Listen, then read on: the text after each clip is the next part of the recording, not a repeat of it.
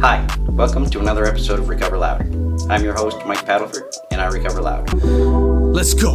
I'm on a journey to discover the truth. Living life in recovery is lovely. You got the power in you. Surround yourself with positive energy. Judges hitting people with provocative penalties. Need to make a change. Advocate to change the laws. Screw the people that it's not insane. When you stand behind a cause, I'm here to speak about the pain. Recover loud to normalize the disease that's been killing all my friends and my family. The time is now to let it all go and recover loud. The benefit is healthy people, family and friends that never have to overdose ever again, never have to plead out to a lesser offense. I'm proud to say that I recover loud. I never thought I could, but I'm so proud that I discovered how to live my life again, controlling my own destiny. I needed recovery, I still need it desperately. Addiction never defined my identity. I recover loud, here to tell my own story. I recover proud, save a life of like 40. I recover loud, yeah, I recover loud. I recover loud, yeah, I recover loud. I recover loud, here to tell my own story. I recover proud, save a life of like 40. I recover loud, yeah, I recover loud. I recover loud, yeah, I recover loud. I recover loud. I recover loud. I recover loud. I recover loud.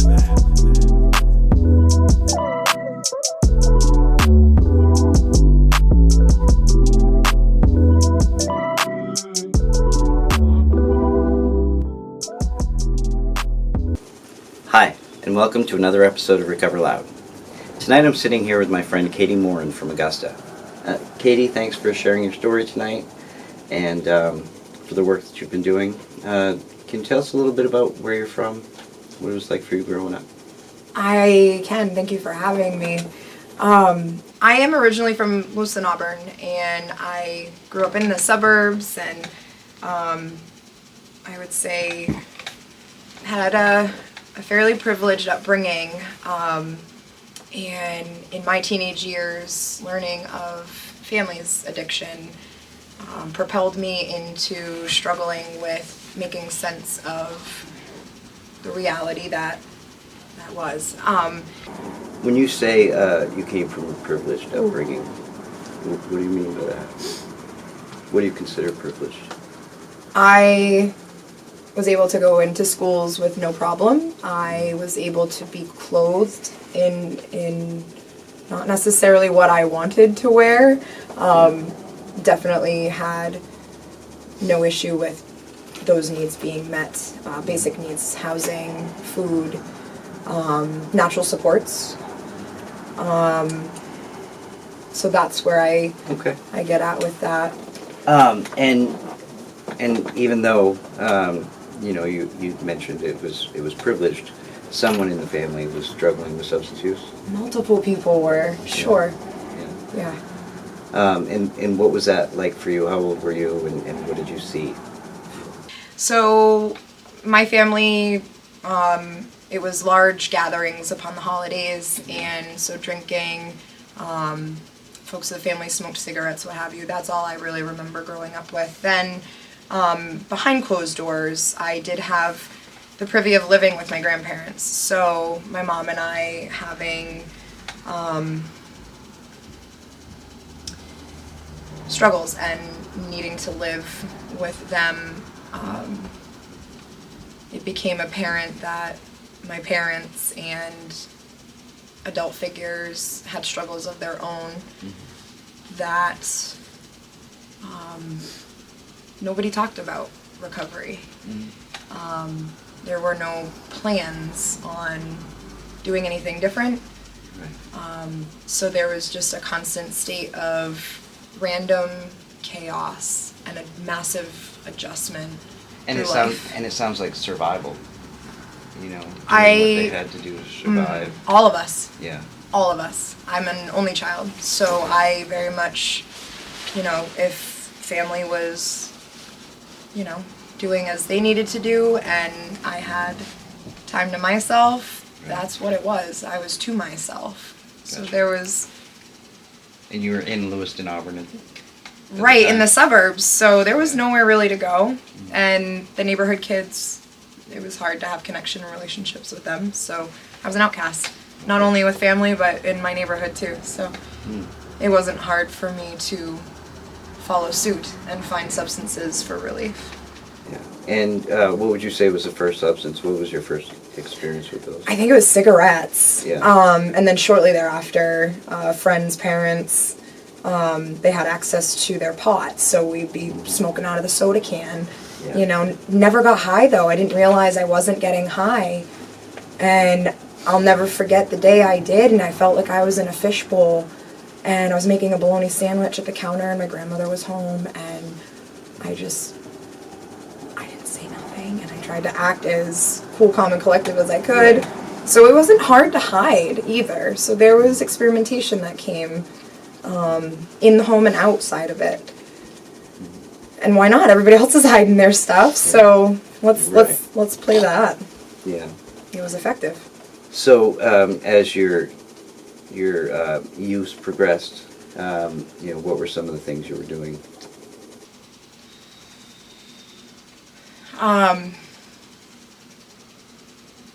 There was a time where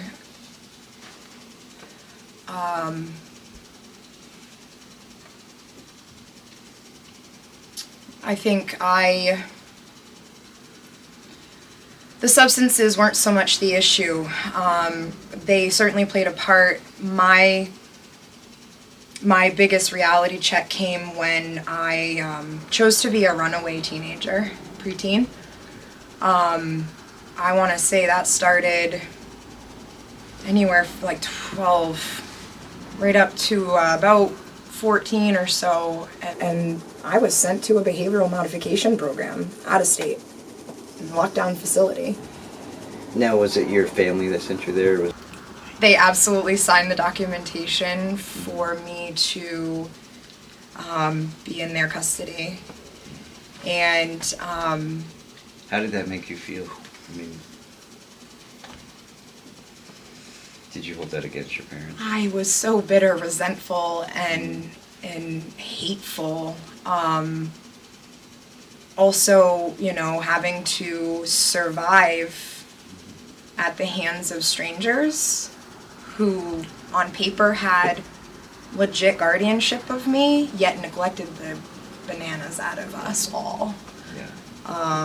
So there was my taste of basic needs not being met. There was my exposure to the most cruel and harsh punishment for a preteen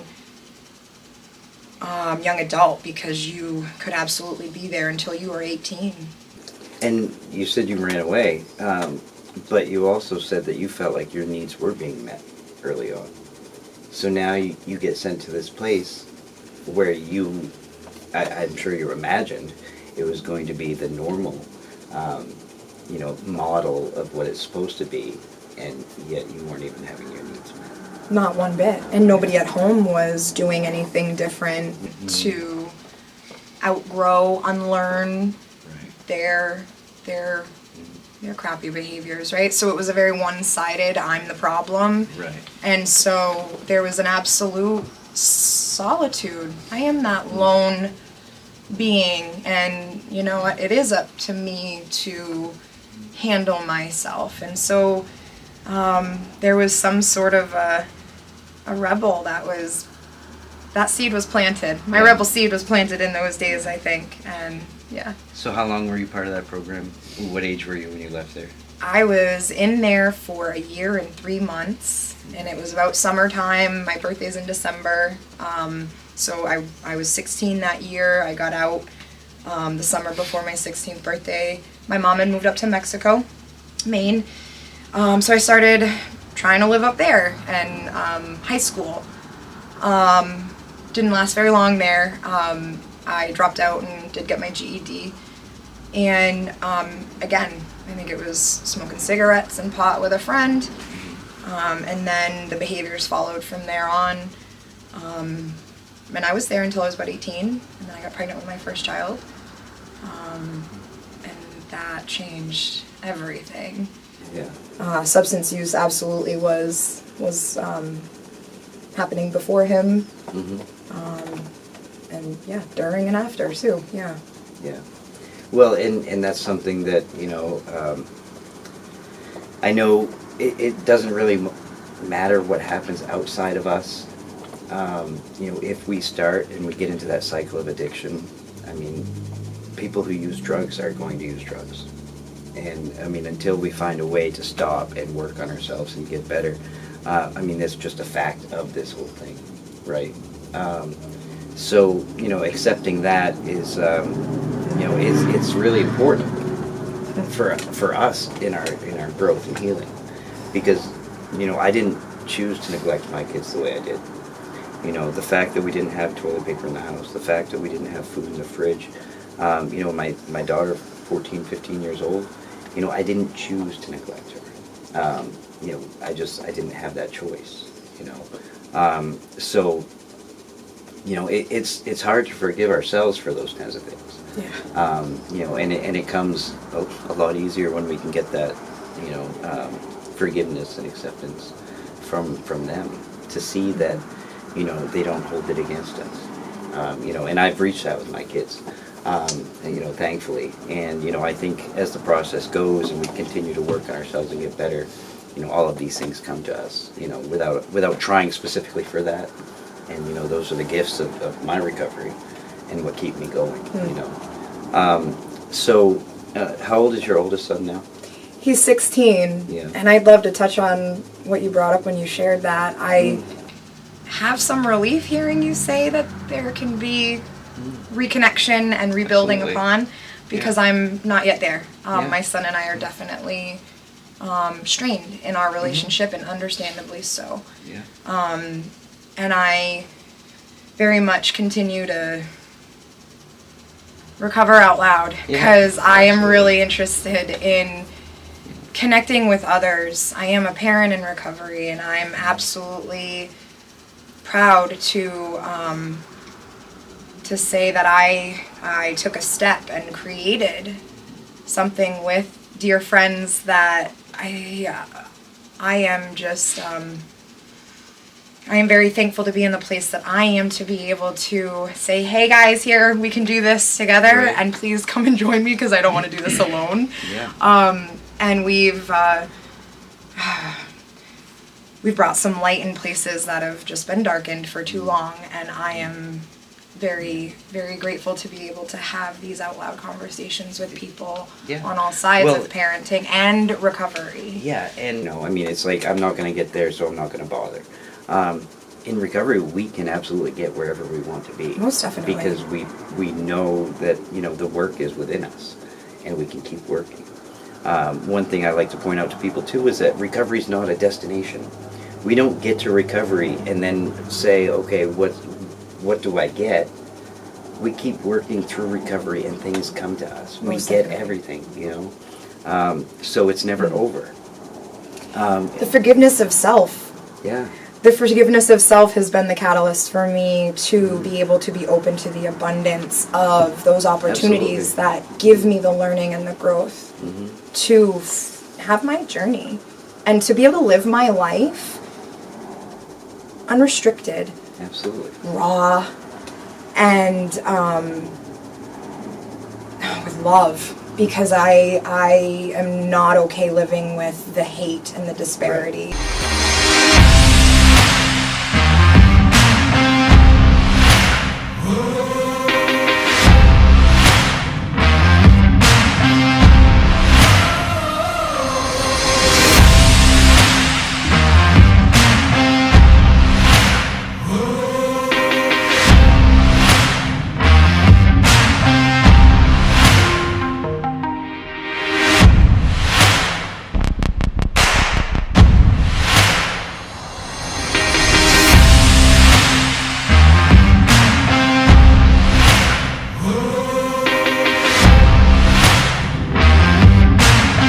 Welcome back to this episode of Recover Loud. I'm still here with Katie Morin. So Katie, when you were in that place of using and the chaos and all of that, what did it take for you to decide to do something about it? I would have to say learning peer support brought me to empowerment of choice. And once I learned more about my personal choice, I was better able to understand previous experiences that left me bitter and resentful. And so upon coming through some forgiveness of self, of others involved, I found myself able to propel into changing my way, creating my own universe. And there were still some hardships that came along with those experiences. The learning of boundaries is one of the biggest and challenging subjects. We could probably have a series on that alone, right? And we should. I recognize that is an ever-long process, the boundaries, and it's really something that I need to learn for myself because I've abandoned myself long enough. I have 2 children that I really care to rebuild what I've damaged and to show them what's possible for them in what they go through, because I know life will serve them so many hardships and there's going to be so many blessings to come from. And I am beyond passionate to really advocate for our youth in bridging gaps that are still there for them and for me as a parent to my youth. And it's a community thing.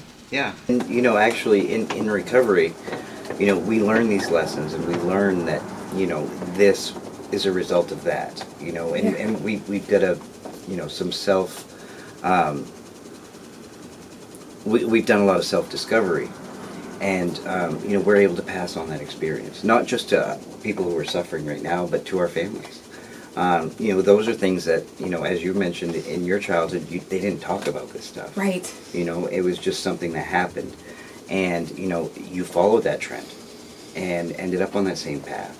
And now in recovery, you've learned it, and you're working towards a better tomorrow. As I was saying earlier, recovery is not the destination.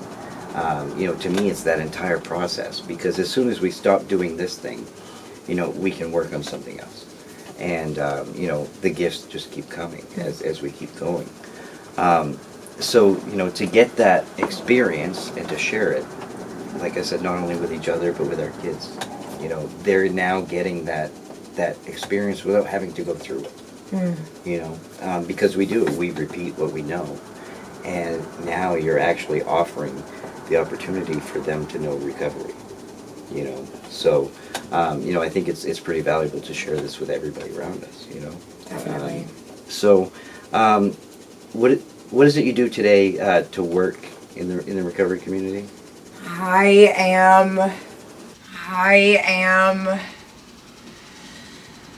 am deeply integrated with my community. I have left previous employment and find myself unemployed and working towards my passion of, again, bridging the gaps, not just with the youth, with all of us. And I do volunteer work with Hope Brokers. I do trainings and other things that I'm supposed to for peer support to keep that certification going. Yeah. And you recently just started a Zoom meeting? I did. I co-created with other parents in recovery to have a space where we can come together and share the realities that we all face, and for there to be low barriers in what it means for a parent and being in recovery. So it's all inclusive, whatever your capacity is in parenting. So yeah, that's been a much needed resource, and I didn't even realize that it just wasn't really something that's there. Right. And so we've been learning our lessons, and doing what we can to make it better. And we know from everything else that we do that sharing and you know, getting out there to Recover Loud and, you know, sharing the experience, sharing what we've learned, you know, that's so valuable today. And, you know, we didn't have that before. Right. So for us, you know, doing it today to share it and start these programs, you know, it's pretty helpful. So, you know, I'm sure that program that you've started is going to help somebody, you know, and even if it's one family, you know, you've begun and you've helped that one child or those two children who are going to grow up knowing recovery, you know, and we all see the ugliness of addiction on TV. You know, it's in the news, it's on our streets, you know, we see it everywhere. But, you know, the beauty of recovery, you know, that's what we need to share. And to give that hope to people, you know. You did mention Hope Brokers. You know, I am starting to partner up with Marshall, and we're going to be coming out with our new show, Crying Out Loud. You know, that's something I'm excited about, and you know, I will mention more as we go along. But you know, these things that it's all about ending the stigma, to give people hope. And as I said earlier, when there's no hope, why are we going to bother? You know, loving a person once they stop using drugs doesn't help the person today when they're still stuck in that struggle. You know, so you know, showing unconditional love no matter where people are at. And showing them that it is worth doing the work because it's only going to get better from here. You know, when you're starting from zero, you know, of course there's nowhere but up to go. But if you don't think you're going to make it, Yeah, why even bother starting? yeah. If So, I may, on yeah. that note, there are plenty of programs that shame and guilt and traumatize people to do better, to recover. I'm not interested in being a part of any of that. So I would rather be a part of this unconditional love, and I must absolutely work on having that for myself. Absolutely. I gotta learn to like myself, to love myself, to then really give that outwardly. And again, it is a collective that's Absolutely. going to be nurtured in. And so, Yeah. I support that way of going about it. So, you know, I do appreciate the opportunities that you're putting out there for people to learn and grow, you know. And we don't do it once we're perfect. We're never going to get perfect at it. We're struggling through it. But, you know, one day's experience is valuable to somebody who has 0 days, you know. And, you know, just making sure that we can get out there and spread that message and, you know, share the hope. So thank you for sharing your hope and your story. And, you know, I'm sure it's just going to get better from here. It most definitely is. And I appreciate the space to be able to do so. Absolutely. This season of Recover Loud is presented by Recovery on the Road, a Facebook group providing recovery support and resources to anyone, anywhere, at any time throughout the day. If you or someone you know is struggling, please connect to Recovery on the Road on Facebook. Recovery on the Road has been offering in-person meetings here at 46 Sweden Street in Caribou. If you're in the area, please stop by, grab a calendar, and come attend one of the meetings. We believe that connection is the opposite of addiction. Recover Loud, everyone.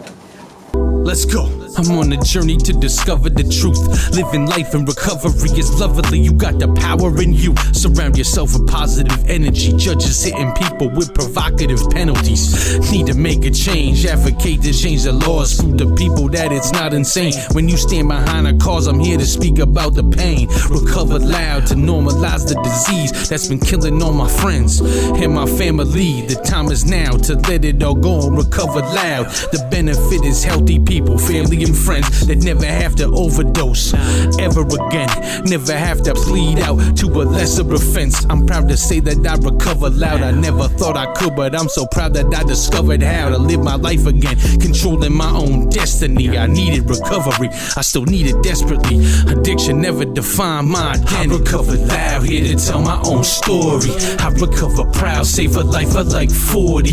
I recover loud.